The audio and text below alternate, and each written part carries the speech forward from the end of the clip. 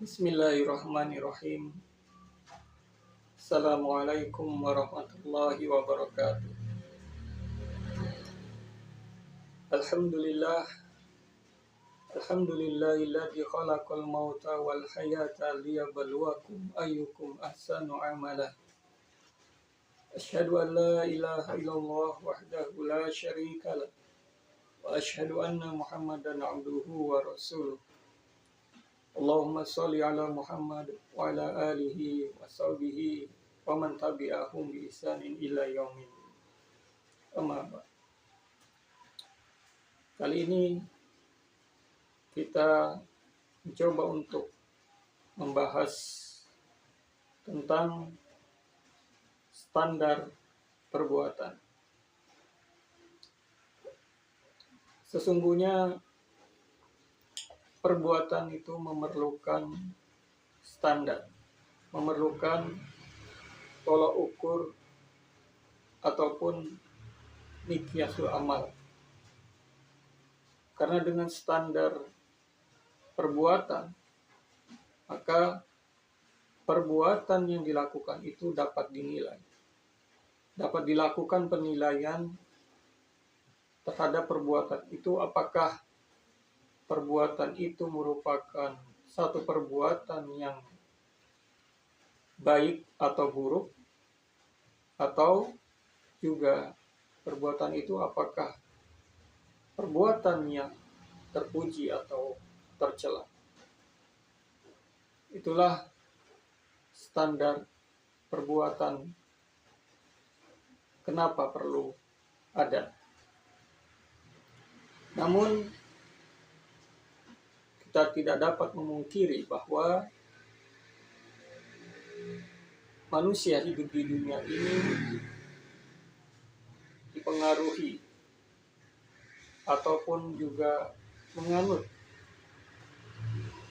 suatu pemahaman tertentu yang bisa saja berbeda satu manusia dengan manusia yang lainnya. Pemahaman yang menyeluruh sifatnya terhadap kehidupan ini dan apa yang ada sebelum kehidupan dan setelah kehidupan, atau yang biasa disebut sebagai mabda. Manusia tidak terlepas dari mabda, atau bila kita cari padanan katanya, sebut saja sebagai ideologi. Jadi manusia tidak terlepas dari mabda. Dan standar perbuatan ini terlahir dari mabda. Maka standar perbuatan sangat ditentukan dari mabda apa yang diembannya, yang dianut, atau yang diikuti oleh manusia. Keadaan di dunia saat ini ada 3 mabda, yaitu mabda Islam, dan juga ada mabda kapitalisme dan mabda sosialisme komunisme. Ada mabda Islam dan ada mabda selain Islam, ghairul Islam. Itulah yang mempengaruhi penentuan standar perbuatan manusia. Artinya standar perbuatan itu, miqyasul amal itu mengikuti dari mabdanya. Dalam perspektif Islam, dalam pandangan mabda Islam, sesungguhnya standar perbuatan itu diserahkan kepada Allah Subhanahu wa Ta'ala. Karena Allah dialah Tuhan yang menciptakan manusia, alam semesta, dan kehidupan ini. Allah lah yang maha mengetahui tentang manusia, apa itu manusia, bagaimana manusia. Allah lah yang maha mengetahui tentang keadaan manusia. Dan Allah juga yang berhak mengatur apa-apa yang ada di kehidupan ini. Karena Allah dialah Al-Khaliq, Allah juga Al-Mudabbir. Di dalam surat Al-Mulk disebutkan, Alladzi khalaqal mauta wal hayata liyabluwakum ayyukum ahsanu amala. Yang menciptakan kematian dan kehidupan untuk menguji siapa di antara kamu yang terbaik amalnya. Maka ini pandangan yang tepat. Kenapa? Karena Allah yang menciptakan, Allah juga yang maha mengatur, dan Allah juga maha mengetahui tentang manusia. Allah yang menciptakan manusia. Maka tentu saja penghambaan itu hanya kepada Allah. Karena Allah lah yang menciptakan manusia, dan karena Allah lah Tuhan yang berhak untuk mengatur manusia. Sementara kalau manusia dia diciptakan. Dia tidak menciptakan manusia yang lain. Dan dirinya kelak akan dimintai pertanggungjawaban di hari akhir. Maka pengaturan itu, standar dalam hal ini, standar perbuatan, itu harus diserahkan kepada Allah. Ditentukan oleh Allah Subhanahu wa Ta'ala. Itu artinya bahwa sebagaimana yang dimaksudkan di dalam standar perbuatan tadi adalah untuk memberikan penilaian terhadap perbuatan, baik dan buruknya, terpuji dan tercelanya. Maka baik itu adalah apabila dia diridhoi oleh Allah Subhanahu wa Ta'ala, dan buruk itu adalah apabila perbuatan itu dimurkai oleh Allah Subhanahu wa Ta'ala. Untuk itu tentu saja termasuk terpuji dan tercela pun dalam pandangan Islam itu diletakkan atau ditentukan oleh apa-apa yang telah Allah turunkan, yaitu hukum syara. Sehingga terpuji itu adalah apa yang dipuji oleh hukum syara, sedangkan suatu perbuatan dianggap tercela apabila memang itu dicela oleh hukum syara atau syariat Islam.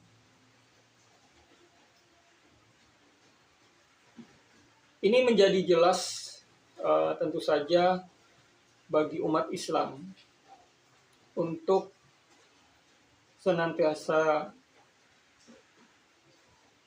melakukan suatu perbuatan ya, didasarkan kepada standar yang telah ditentukan di dalam Islam.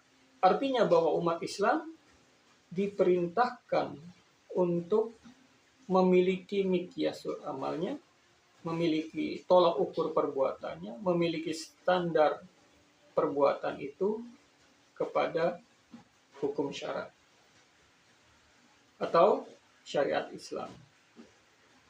Dengan kata lain, menyesuaikan segala perbuatannya itu kepada perintah Allah dan juga larangan Allah Subhanahu wa Ta'ala. Allah berfirman di dalam surat Al-Hasyr, A'udzu billahi minasyaitonir rajim. Wa ma atakumur rasulu fakhudhuhu wa ma nahakum anhu fantahu. Dan apa-apa yang diberikan Rasul kepadamu, maka ambillah. Dan apa-apa yang dilarangnya bagimu, maka tinggalkanlah. Dari sini jelas bahwa dapat diketahui terhadap perbuatan-perbuatan yang terpuji, maka kita diperintahkan untuk melakukannya. Sedangkan perbuatan-perbuatan yang tercela, maka kita diperintahkan untuk meninggalkannya. Sebagaimana itu telah diatur, telah ditentukan di dalam hukum syara. Oleh karena itu, tolak ukur itu menjadi abadi, konstan, stabil. Seperti misalnya jujur, itu perbuatan yang terpuji. Menepati janji, itu juga perbuatan terpuji. Menyampaikan kebenaran merupakan perbuatan yang terpuji. Tidak akan berubah menjadi perbuatan yang tercela. Sebagaimana juga sebaliknya, perbuatan tercela tidak akan berubah menjadi perbuatan atau dianggap sebagai sesuatu yang terpuji. Misalnya berbohong, tidak akan menjadi perbuatan yang terpuji, karena di dalam pandangan Islam, berbohong itu adalah perbuatan yang tercela di dalam hukum damai. Sebagaimana misalnya mencuri, itu adalah perbuatan yang tercela. Tidak akan berubah menjadi perbuatan yang terpuji. Memakan riba, melakukan transaksi riba adalah perbuatan yang tercela, yang itu tidak akan berubah menjadi perbuatan yang terpuji dalam pandangan hukum syara ataupun syariat Islam. Karena dengan hukum syara itu, maka standar perbuatan manusia menjadi benar, stabil, konstan, gitu ya, bersifat abadi. Dia tidak akan berubah-ubah, ya, mengikuti misalnya keadaan-keadaan ataupun mengikuti waktu ataupun tempat, gitu ya.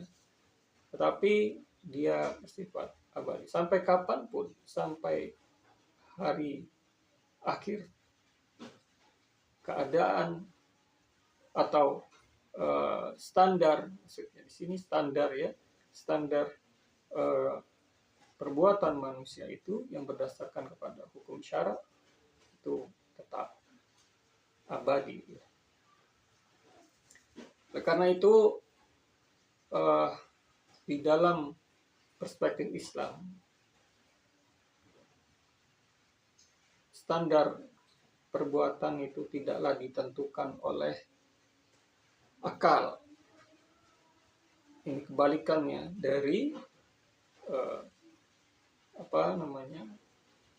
Islam, yaitu dimana standar perbuatan dengan sesuai dengan akal ini itu digunakan oleh selain Islam, dari mabda ataupun ideologi selain Islam, sebagaimana yang terjadi di ideologi kapitalisme ataupun ideologi sosialisme, komunisme.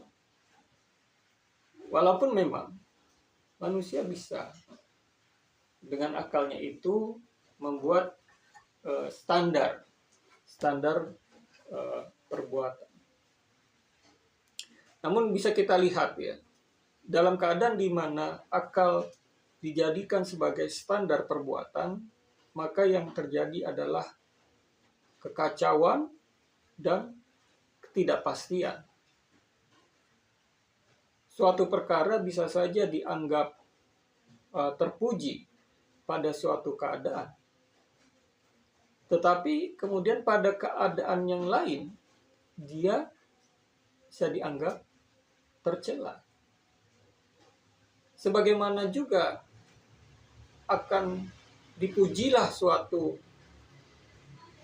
perbuatan di dalam suatu masa misalnya, di dalam satu waktu, tapi kemudian bahkan esok harinya atau pada masa yang lainnya itu akan dianggap tercela, tidak stabil,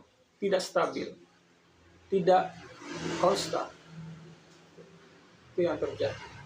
Atau bisa saja terjadi suatu perbuatan dianggap baik, terpuji pada suatu negeri, tetapi ternyata di negeri yang lain atau di wilayah yang lain, di tempat yang lain, perbuatan itu justru dianggap buruk dan tercela. Itulah kalau akal digunakan sebagai standar di dalam perbuatan manusia. Hukum menjadi tidak jelas, berubah-ubah mengikuti tiupan angin, pujian ataupun celaan, baik dan buruk, itu sifatnya nisbi, ya, tidak menjadi satu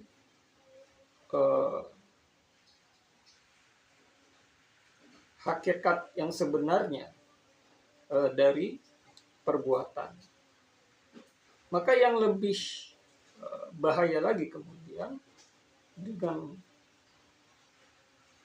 pandangan bahwa akal yang menentukan standar perbuatan, orang ataupun manusia itu dapat terjerumus ke dalam perbuatan yang tercela karena dia menganggap dan bahkan melakukan itu terus-menerus karena menganggap bahwa itu adalah perbuatan yang terpuji. Sebagaimana juga manusia dapat menjauhkan satu perbuatan yang terpuji karena dianggap itu adalah perbuatan yang tercela. Oleh karena itu, jelas ya bagaimana ketika ini kontradiktif ya dengan Islam. Ya, artinya akal yang ditempatkan sebagai standar perbuatan, itulah yang terjadi. Yang muncul, yang terjadi adalah kekacauan dan ketidakpastian. Kita bisa mengambil contoh, misalnya di dalam diri ya, seseorang yang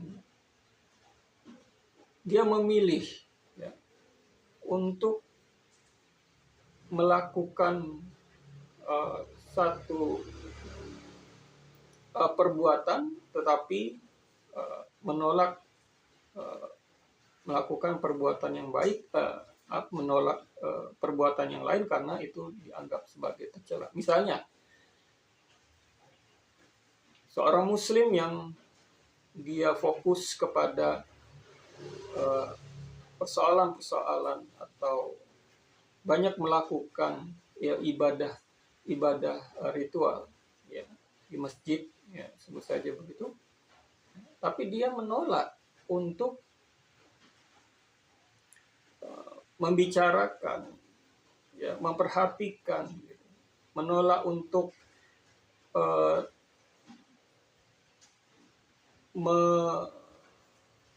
membahas gitu ya, persoalan-persoalan yang menyangkut politik gitu. Ya, karena menganggap bahwa politik itu adalah kotor. Padahal politik itu tidaklah kotor ataupun bersih. Politik itu mengikuti sebagaimana tadi di depan telah disebutkan, ya, mengikuti mabda, mengikuti ideologinya. Bagi umat Islam, ya, apabila politik yang dijalankan itu adalah politik Islam, ya, maka itu adalah politik yang tidak hanya bersih, dia benar. Gitu. Tetapi kalau politik yang dijalankan itu bukan politik Islam, baru Islam, ya, politik praktis pragmatis kapitalisme ataupun sosialisme komunisme, maka politik seperti itu adalah bukan politik yang benar dalam pandangan Islam. Artinya bahwa ada aspek ketika menolak untuk membahas, memperhatikan persoalan politik, ya, karena anggapan tadi, anggapan bahwa politik itu kotor. Maka sesungguhnya dia telah mengabaikan persoalan yang dianggap baik sebenarnya di dalam Islam, yang dianggap terpuji sebenarnya di dalam Islam, yaitu apa, menyangkut memperhatikan urusan umat ataupun masyarakat, rakyat. Sebagaimana dalam satu hadis disebutkan, la yahtam bi amril muslimin falaysa minhum. Jadi orang yang tidak peduli terhadap urusan kaum muslimin, maka dia tidak menjadi bagian dari mereka, dari kaum muslimin. Artinya keadaan dengan menolak, ya, untuk memperhatikan urusan kaum muslimin ini adalah keadaan yang buruk. Inilah yang terjadi manakala, ya, tidak dikembalikan kepada standar Islam, ya, tidak memiliki standar sesuai dengan hukum Islam atau syariat Islam. Atau bisa kita sebut juga dengan contoh yang lain, misalnya orang yang keluar dari rumahnya, berada di tempat-tempat umum dengan mempertontonkan auratnya, ya, dengan anggapan bahwa tidak masalah, ini fine-fine saja, tidak mengganggu yang lain. Bahkan ini dianggap baik karena ya beginilah sekarang keadaan itu, zaman sekarang itu. Dia telah menganggap dengan mempertontonkan auratnya itu adalah sesuatu tindakan yang terpuji, ya, baik, gitu ya. Ini juga menjadi contoh, ya, bagaimana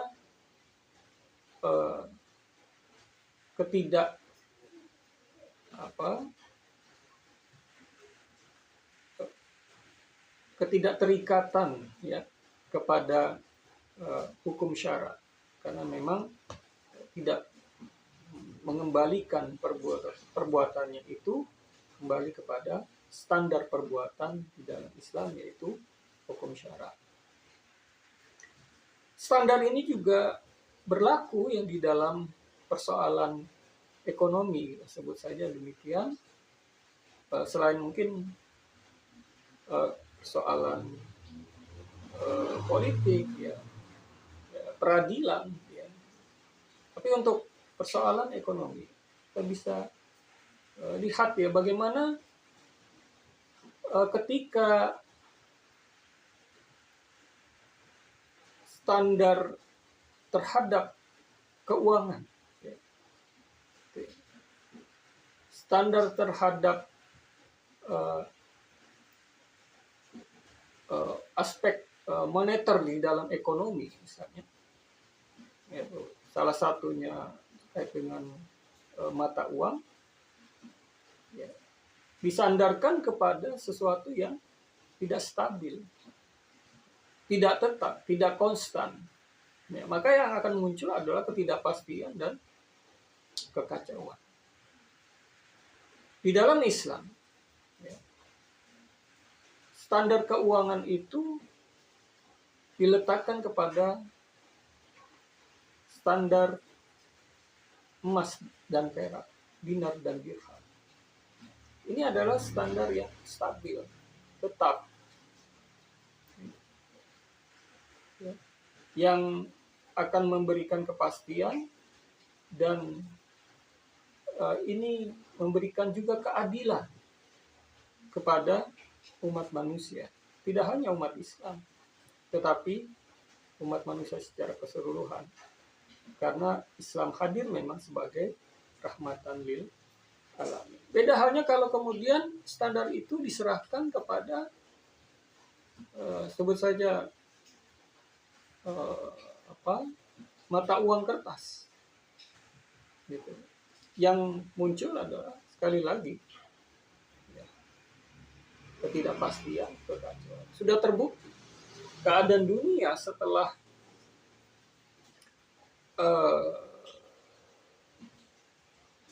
mata uang dolar ya, dijadikan sebagai standar ya, di dalam moneter dunia, gitu. Maka beberapa kali ya, dunia ini mengalami resesi ekonomi di berbagai negeri, bahkan berulang kali ya, mengalami resesi ekonomi. Itulah ketika standar perbuatan itu diserahkan kepada akal. Dia tidak stabil, dia tidak konstan. Yang akan muncul ada ketidakpastian dan kekacauan. Karena akan sangat tergantung kepada keadaan, kepada tempat, dan juga kepada wilayah yang itu berbeda-beda. Sementara sesungguhnya yang dibutuhkan oleh manusia itu sebagaimana yang Islam tawarkan, bahkan telah diterapkan, bahwa standar perbuatan itu dikembalikan kepada yang menciptakan manusia, alam semesta dan kehidupan ini, yaitu Allah Subhanahu wa Ta'ala, dengan syariat Islam. Dengan demikian, standar perbuatan yang berdasarkan kepada Islam itulah yang akan menimbulkan kepastian dan akan memberikan rahmat bagi seluruh alam semesta. Oleh karena itu, merupakan kewajiban bagi umat Islam untuk menjadikan hukum syara itu sebagai standar perbuatan, sebagai tolok ukur di dalam semua perbuatan. Dengan hanya menganggap bahwa baik ataupun buruk itu, terpuji dan tercela itu didasarkan kepada syariat Islam semata. Demikian, wallahu a'lam bishawab. Assalamualaikum warahmatullahi wabarakatuh.